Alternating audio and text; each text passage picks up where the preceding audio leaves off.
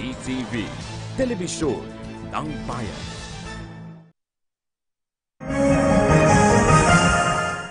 Magandang umaga, bansang Pilipinas. Magtutungo sa Middle East ngayong araw si Pangulong Rodrigo Duterte.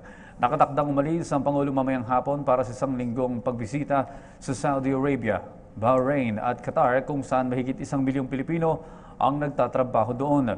Ito ay upang pagtibayin ang ugnayan ng Pilipinas sa mga Gulf state at isulong ang kapakanan ng mga overseas Filipino workers sa gitnang silangan. Makakaharap ni Pangulong Rodrigo Duterte si King Salman bin Abdul Aziz Al Saud sa Riyadh, Saudi Arabia, kung saan mananatili ang punong ehekutibo simula April 10 hanggang April 12. Matapos nito ay magtutungo ang Pangulo sa Manama, Bahrain sa April 12 hanggang 14 upang makaharap naman si King Hamad bin Is Al Khalifa. Bibisita rin ang Pangulo sa Doha, Qatar sa April 14 hanggang April 16 upang makipagkita naman kay Emir Sheikh Tamim bin Hamad Al Thani.